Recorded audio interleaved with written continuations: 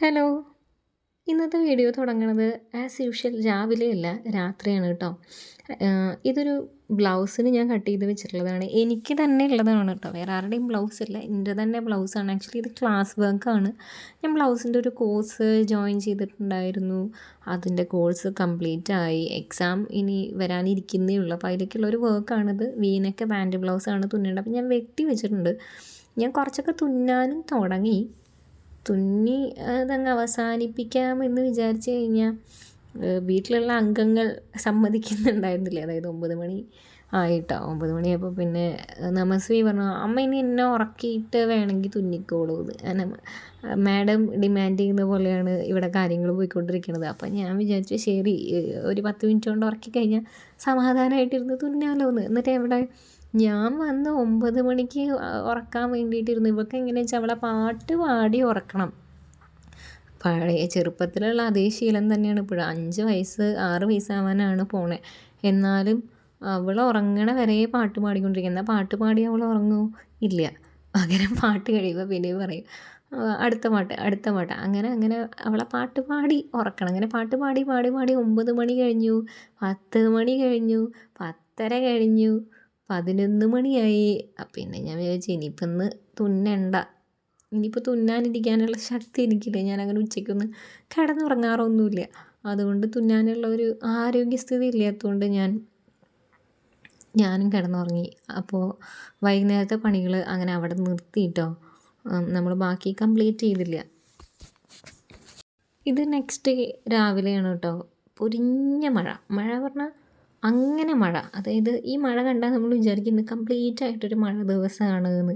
പക്ഷെ അങ്ങനെയല്ല. ആ കുട്ടികൾ സ്കൂളിലേക്ക് ഇറങ്ങാൻ നേരത്ത് അവരൊക്കെ ഒന്ന് നനച്ച് കുറച്ചൊന്ന് നനഞ്ഞിട്ട് ക്ലാസ്സിലിരുന്നാൽ മതി എന്നുള്ള പാകത്തിനുള്ള മഴ. അതൊരു അരമണിക്കൂറോളം അങ്ങനെ ആ മഴ നിന്ന് പെയ്യും. അത് കഴിഞ്ഞാൽ പിന്നെ പൊരി വെയില. ഞാൻ ഈ മഴ തോർന്നിട്ടാണ് കേട്ടോ നമസ്വീനെ വിടാൻ വേണ്ടിയിട്ട് പോയത്. ഓക്കെ, അപ്പോൾ ഇന്ന് ബുധനാഴ്ചയാണ്. എനിക്ക് യൂണിഫോമിൻ്റെ കളർ കണ്ടപ്പോഴാണ് ഓർമ്മ വന്നത് ബുധനാഴ്ചയാണ്. എനിക്ക് വീട് വരെ ഒന്ന് പോകണം. അപ്പോൾ ഞാൻ എൻ്റെ വീട്ടിലേക്ക് വന്നു കേട്ടോ. നമ്മുടെ വീട്ടിലേക്ക് ഒരു പൂച്ചക്കുട്ടീനെ കൊണ്ടുവന്നിട്ടുണ്ടായിരുന്നു എന്ന് ഞാൻ ഒരു വീഡിയോയിൽ കാണിച്ചിട്ടുണ്ടായിരുന്നില്ല. അപ്പോൾ അതിന് ഞാൻ വീട്ടിൽ നിന്ന് പറഞ്ഞു വിട്ടു കേട്ടോ. ഞാൻ തിരിച്ച് ഇവിടെ തന്നെ കൊണ്ടാക്കി. അപ്പോൾ അതിൻ്റെ കൂടെ ഉള്ള ഒരു സിബ്ലിംഗ് ആണ് ഇതിനകത്തുള്ളത്. അപ്പോൾ അവർ രണ്ടുപേരും കൂടെ ഇവിടെ നല്ല ഹാപ്പി ആയിട്ടിരിക്കുന്നുണ്ട്. എനിക്കും സമാധാനമുണ്ട്. മറ്റേത് എനിക്ക് ഭയങ്കര പണി, 8ൻ്റെ പണിയായിരുന്നു. ഒന്നാമത് ഞാനൊരു പെറ്റ് ലവറല്ല. അതുകൊണ്ട് എനിക്കതിനെ ടേക്ക് കെയർ ചെയ്യാന്നുള്ളത് ഒരു ഒരു അനാവശ്യ പണി ആയിട്ടാണ് തോന്നിക്കൊണ്ടിരുന്നത് കേട്ടോ. അതുകൊണ്ട് ഞാനതിനെ തിരിച്ച് വീട്ടിൽ തന്നെ കൊണ്ടാക്കിയതാണ്. ഇതിൽ നമസ്വിക്ക് ഇപ്പോഴും എന്നോട് പ്രതിഷേധമുണ്ട്. ഇന്നലെ അടക്കം എനിക്കെന്തായാലും ഒരു പെറ്റിനെ വേണം എന്നൊക്കെ പറഞ്ഞ് തല്ലി പിടിച്ചായിരുന്നു. പക്ഷേ അതൊന്നും നമ്മൾ മൈൻഡ് ചെയ്തിട്ട് കാര്യമില്ല. ഇത് ഞാൻ അവൾക്ക് കാണിക്കാൻ വേണ്ടി എടുത്ത വീഡിയോ ആണ് കേട്ടോ. അത് കഴിഞ്ഞ് നമ്മുടെ നിയറസ്റ്റ് ആയിട്ടുള്ള അതായത് നമുക്ക് ഏറ്റവും നിയറസ്റ്റ് ആയിട്ടുള്ള ഒരു അടിപൊളി ഫാൻസി സ്റ്റോറിലേക്ക് വന്നു കേട്ടോ. ഇവിടേക്ക് വന്നതല്ല, ആക്ച്വലി ഞാൻ പോസ്റ്റ് ഓഫീസിലേക്ക് വന്നതാണ്. വന്നപ്പോൾ ഏതായാലും ഇറങ്ങിയതല്ലേ എന്ന് ഇങ്ങോട്ടൊന്ന് കയറിയെന്ന് മാത്രം. ഈ ഷോപ്പ് ഞാൻ സ്കൂളിലൊക്കെ പഠിക്കുന്ന സമയം തൊട്ടേയുള്ള ഷോപ്പാണ്. ഇപ്പം അവരതൊന്ന് നന്നായിട്ട് റെനോവേറ്റ് ചെയ്തിട്ട് രസമായിട്ടുള്ളൊരു ഷോപ്പ്. ഒരുപാട് സ്പേഷ്യസ് ആയിട്ടുള്ള ഷോപ്പല്ല, ഒരു മീഡിയം ഷോപ്പാണ്. പക്ഷേ നല്ല കളക്ഷൻസ് ഉണ്ട് കേട്ടോ.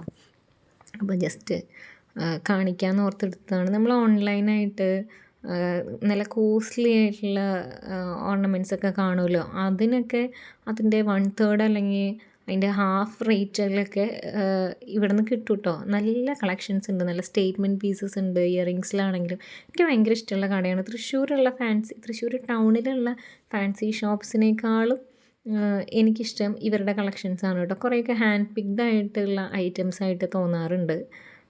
ഇവിടെ നമ്മുടെ നാട്ടിലുള്ള എല്ലാവർക്കും അറിയുന്ന ഒരു ഇവിടുത്തെ ഫേമസ് ആയിട്ടുള്ള ഒരു ഷോപ്പാണ് കേട്ടോ അത്.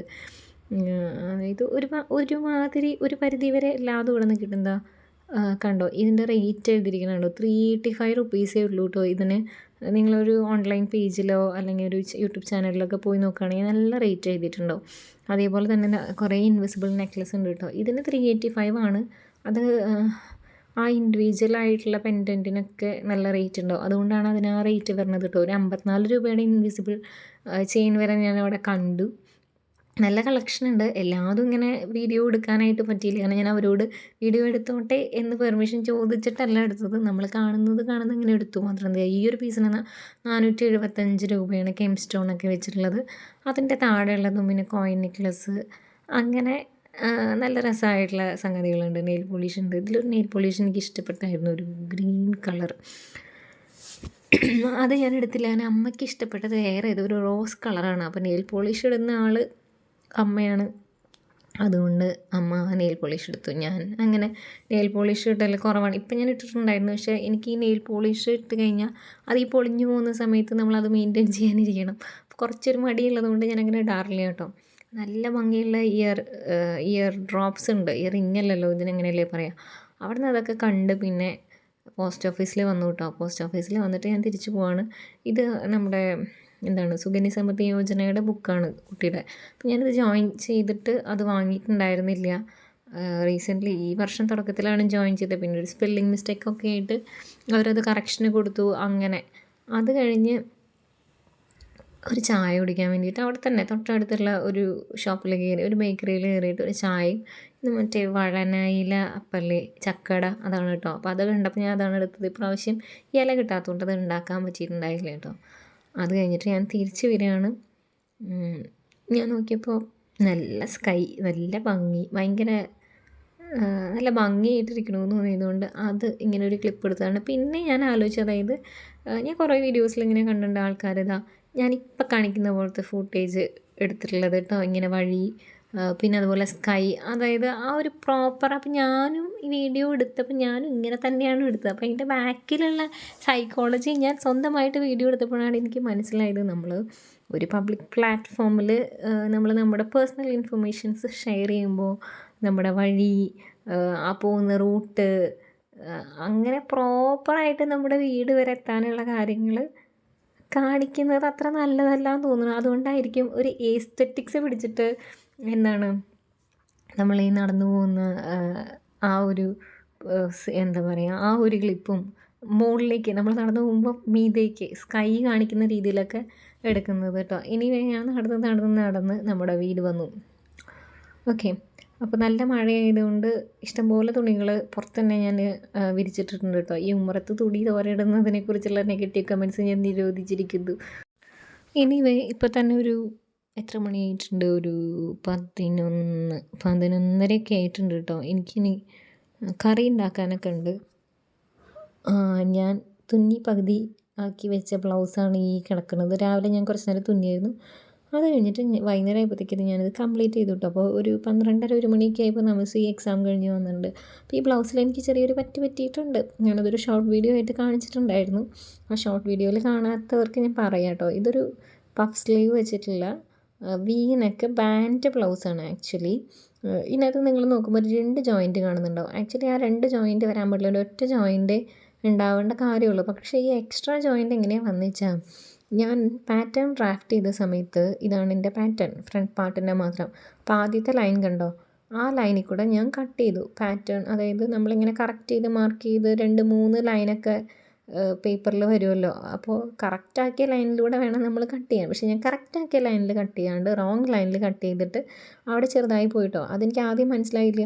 തുന്നി വന്ന് ആ പോർഷൻ ജോയിൻ ചെയ്യാൻ എടുത്തപ്പോഴാണ് എനിക്ക് മനസ്സിലായത് പണി കിട്ടിയിട്ടുണ്ടെന്ന്. അപ്പോൾ ഞാൻ എന്ത് ചെയ്തു വെച്ചാൽ പാറ്റേൺ പോയിട്ട് ആദ്യം കറക്റ്റ് ചെയ്തു. നമുക്ക് തുണിയിൽ കറക്റ്റ് ചെയ്യണമെങ്കിൽ ആദ്യം പോയിട്ട് പാറ്റേൺ കറക്റ്റ് ചെയ്തിട്ട് പിന്നെ ആ പാറ്റേൺ വെച്ച് ഒരു കഷ്ണം തുണി എടുത്ത് ഇതുപോലെ ജോയിൻ ചെയ്ത് അത് വലിയ വൃത്തികേടില്ലാതെ ആക്കിയെടുക്കുകയാണ് ചെയ്തത്. പിന്നെ ഈ വീനൊക്കെ ബാൻഡ് ബ്ലൗസ് എന്ന് പറഞ്ഞു കഴിഞ്ഞാൽ അതിൻ്റെ നെക്ക് ലൈൻ ആ ബാൻഡിൻ്റെ കണക്റ്റിംഗ് പോർഷനിൽ വന്ന് നിൽക്കണം. നമുക്ക് അത്രയും ഡീപ്പ് നെക്ക് ഇടാൻ കംഫർട്ടബിൾ അല്ലാത്തത് കൊണ്ട് ഞാനൊരു 1.5 ഇഞ്ച് മീതേക്ക് എടുത്തിട്ടാണ് നെക്ക് ഫിനിഷ് ചെയ്തിട്ടുള്ളത് കേട്ടോ. അതായത് എൻ്റെ ഫ്രണ്ട് നെക്കിൻ്റെ ലെങ്ത് ഒരു 8.5 ഇഞ്ചേ ഉള്ളൂ. മറ്റേത് എടുക്കുകയാണെങ്കിൽ 10 ഇഞ്ചോളം നെക്ക് താഴത്തേക്ക് ഇറക്കണം. അപ്പോഴാണ് കറക്റ്റ് വി നെക്ക് ബാൻഡ് എന്നുള്ളൊരു ഇതിൽ കിട്ടുക. എനിവേ ഈ ബ്ലൗസ് നന്നായിട്ട് വന്നു കേട്ടോ. ഒരു 7 മണിയാവാറായപ്പോൾ നമ്മൾ പുറത്തിരുന്നിട്ട് ചപ്പാത്തി കഴിക്കുകയാണ് വിത്ത് മത്തൻ കറി. ഇത് നെക്സ്റ്റ് ഡേ ആണ് കേട്ടോ. ഞാൻ കാലത്തെ പണികളൊക്കെ നവസ്മീൻ്റെ വീട്ടിലൊക്കെ കഴിഞ്ഞ് ഫ്രീ ആയിട്ട് വന്നപ്പോൾ ഞാൻ എടുത്ത് വന്നിട്ടുള്ളതാണ് ഈ ഒരു സ്ലിറ്റഡ് ടോപ്പാണത്. അതിൽ ചെയ്യാനുണ്ട്. ഇതൊക്കെ തുന്നാനിരിക്കുന്നതുണ്ട്. ബ്ലൗസ് തുന്നാനിരിക്കുന്നതാണ്. ബാക്കിയാണ് ഞാൻ മുന്നേ കാണിച്ചിട്ടുണ്ടായിരുന്നു. അതിൽ ബാലൻസ് ഉള്ളതൊക്കെയാണ് കേട്ടോ അത്. ഇത് അനിയത്തിയുടെ ഒരു ഡ്രസ്സാണ്. ഇതിൽ എന്തെങ്കിലും ഒന്ന് ചെയ്യണമെന്ന് വിചാരിച്ചിട്ട് ഞാൻ എടുത്ത് വെച്ചതാണ്.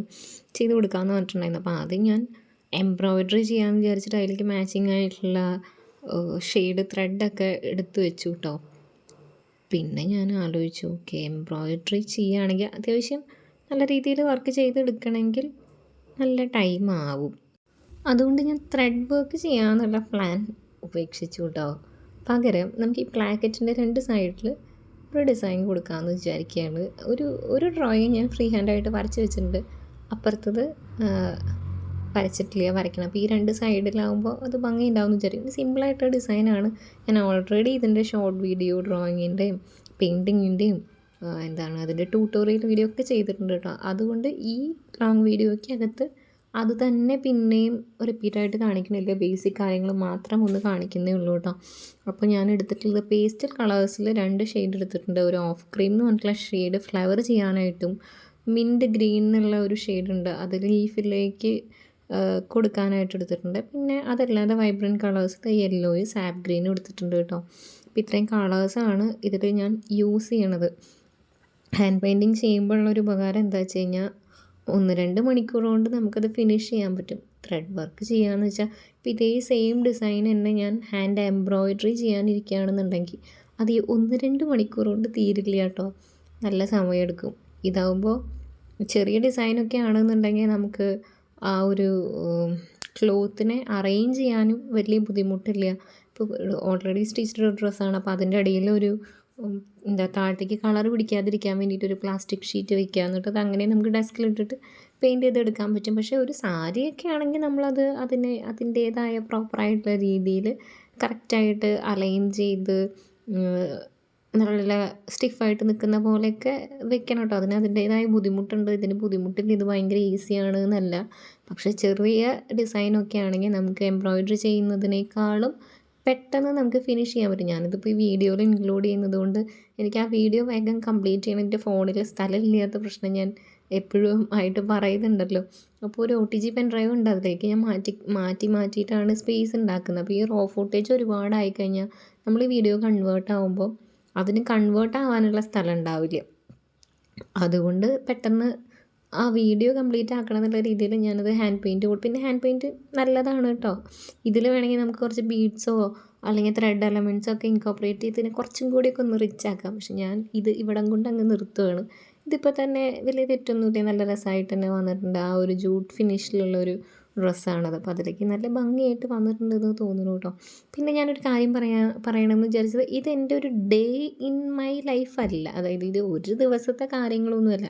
പല ദിവസങ്ങളിൽ ചെയ്ത പ്രൊഡക്റ്റീവായിട്ടുള്ള എലിമെൻറ്റ്സ് ഞാൻ ഒരു വീഡിയോയിൽ കാണിക്കുന്നതാണ് കേട്ടോ. അപ്പോൾ ഇത് കണ്ടിട്ട് ആരും ഒരു ദിവസം എനിക്ക് ഇത്രയൊക്കെ ചെയ്യാനുള്ള സമയമുണ്ട് അല്ലെങ്കിൽ ഇത്രയൊക്കെ ചെയ്യുന്നുണ്ടെന്ന് തെറ്റിദ്ധരിക്കരുത്. അങ്ങനെയല്ല, ഞാൻ ഒരു ദിവസം ഒരുപാട് കാര്യങ്ങൾ ചെയ്യണമെന്ന് വിചാരിക്കാറുണ്ടെങ്കിലും കാര്യമായിട്ട് അങ്ങനെയൊന്നും നടക്കാറില്ല കേട്ടോ. അപ്പോൾ പിന്നെയുള്ളൊരു കാര്യം എന്താ വെച്ചാൽ ഞാൻ എനിക്കിഷ്ടമുള്ളത് ചെയ്യാനായിട്ട് എപ്പോഴായാലും സമയം ഉണ്ടാക്കും എന്നുള്ളതാണ്. ഇത് ഞാൻ ആ വീഡിയോയുടെ ഫസ്റ്റ് ഫുട്ടേജിന് വേണ്ടി ഷൂട്ട് ചെയ്തതാണ്, ആ ചെടിയൊക്കെ എടുത്ത് വെച്ചിട്ട്. അങ്ങനെ നമ്മുടെ ഇന്നത്തെ ദിവസവും കഴിഞ്ഞു കേട്ടോ.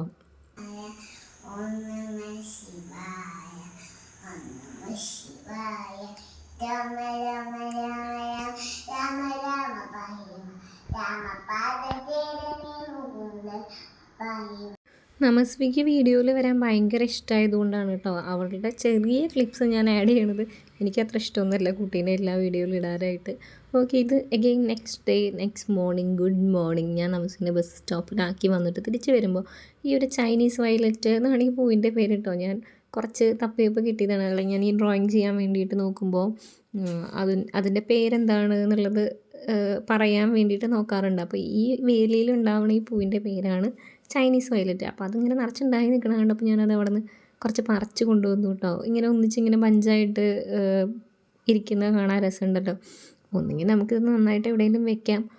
ഇതിൻ്റെ ഡ്രോയിങ് ഇന്ന് ചെയ്യാൻ സമയം ഉണ്ടെങ്കിൽ ചെയ്യാം. എന്തായാലും ഞാൻ വീഡിയോ ഇവിടെ എൻഡ് ചെയ്യാണ് കേട്ടോ. അടുത്ത വീഡിയോയിൽ കാണാം. താങ്ക്